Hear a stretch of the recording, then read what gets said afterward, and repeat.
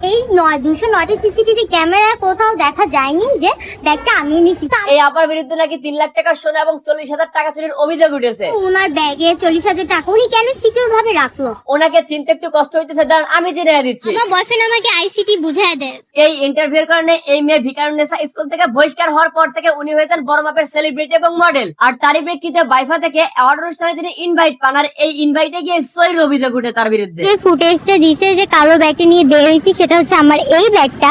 এখন যার ব্যাগ হারিয়েছে তার অভিযোগ হইতেছে এই মেয়ে তার পাশের সিটে অনুষ্ঠানে বসেছিল, হুট করে তার কালো একটা ব্যাগ নিয়ে বাইরে বেরিয়ে যায়। আমি আমার সাদা ব্যাগ নিয়েও বের হইছি, আমি আমার কালো ব্যাগটা নিয়েও বের হইছি। কিন্তু যার সোনার টাকা হারিয়েছে তার বক্তব্য হইতেছে এই মাইয়া অনুষ্ঠানে ঢোকার সময় সাদা একটা ব্যাগ নিয়ে ঢুকেছিল, কিন্তু বের হওয়ার সময় তার হাতে কালো ব্যাগ কোত্থেকে আসলো।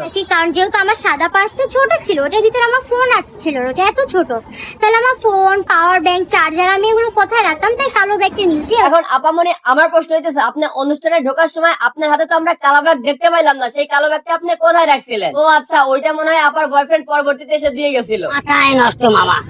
শুধু একটা সাদা ব্যাগই না, ওনার সাথে ছিল নাকি কালো এবং একটা শপিং ব্যাগও। সাদা ব্যাগ ছিল, কালো ব্যাগ ছিল, প্লাস নারায়ণগঞ্জ থেকে যে শপিং ব্যাগ আমি নিয়ে আসছিলাম বড়, ওই ব্যাগটা ছিল পুলিশ। কিন্তু আমার প্রশ্ন ওই একটাই, অনুষ্ঠানে ঢোকার সময় ওই ব্যাগগুলো আপনি কোথায় ঢুকিয়ে রাখছিলেন? আমার মতো আপনারা রোস্টিং ভিডিও করে টাকা ইনকাম করতে চাইলে আপনারা আমার থেকে মাত্র 500 টাকা একটা রোস্টিং ভিডিও শেখার কোর্স কিনতে পারেন। বিস্তারিত জানার জন্য এবং কোর্সটি কেনার জন্য কমেন্ট বক্সে থাকা হোয়াটসঅ্যাপ নম্বরে মেসেজ করুন।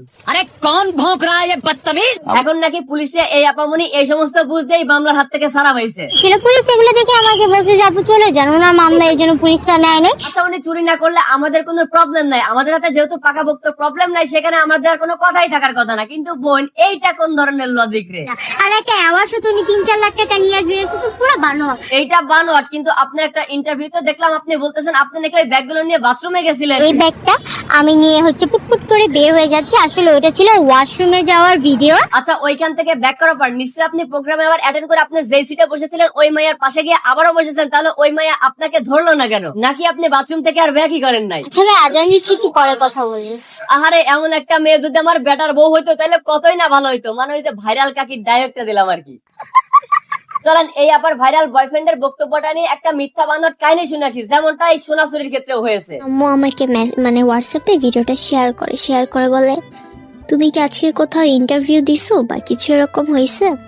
সো আমার ফোনে বেসিক্যালি নেট ছিল না, আর আমি বুঝিনি যে ওরা বয়ফ্রেন্ডের টপিক নিয়ে হচ্ছে আমাকে ট্রল করছে। ওইটার ভিডিও আমার আম্মু আমাকে শেয়ার দিছে। সো ওর আম্মু হোয়াটসঅ্যাপে ওর বয়ফ্রেন্ড নিয়ে কথা বলা ইন্টারভিউ ভিডিওটা লিংক শেয়ার করে ওকে বলেছিল যে আজকে তুমি কোথাও কোনো ইন্টারভিউ দিয়েছো কিনা। এখন আমাদের এই আবার ফোনে নাকি এমবি ছিল না, যার কারণে হোয়াটসঅ্যাপে শেয়ার করা লিংকটা ওপেন করে দেখতে পারে নাই যে সে তার বয়ফ্রেন্ডের এই ইন্টারভিউর কথাটাই বলতেছে। মানে হোয়াটসঅ্যাপে ভিডিওটা শেয়ার করে, আমার ফোনে বেসিক্যালি নেট ছিল না। মার্ক পলক বাগ মানে হচ্ছে আমাদের সাবেক আইসিটি প্রতিমন্ত্রী জুনায়েদ আহমেদ পলকের সাথে মনে হয় এর এইটা ছিল, যার কারণে মনে হয় আমাদের পলক কাকার অনুরোধে ওনার ফোনে হোয়াটসঅ্যাপটা শুধুমাত্র ইন্টারনেট এবং এমবি ছাড়াই চলতো, শুধু ওনার হোয়াটসঅ্যাপে লিংক শেয়ার করা যেত, ওই লিংকের ভিডিওটা আর পেলে হইতো না।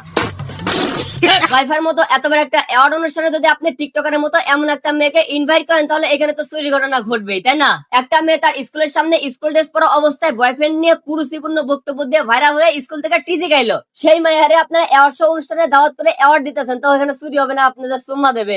আমার বাংলাদেশে স্টাডি করার কোনো ইচ্ছা নাই। হয় এখন তো আপু আপনার মালপাতি একদম পকেট ভরা, কাম করছেন না, এখন আপনি আমেরিকা চলে যান, তবে যাওয়ার আগে সাবস্ক্রাইবটা করে দিয়ে যান, অবস্থা তো দেখতেছেন নাকি।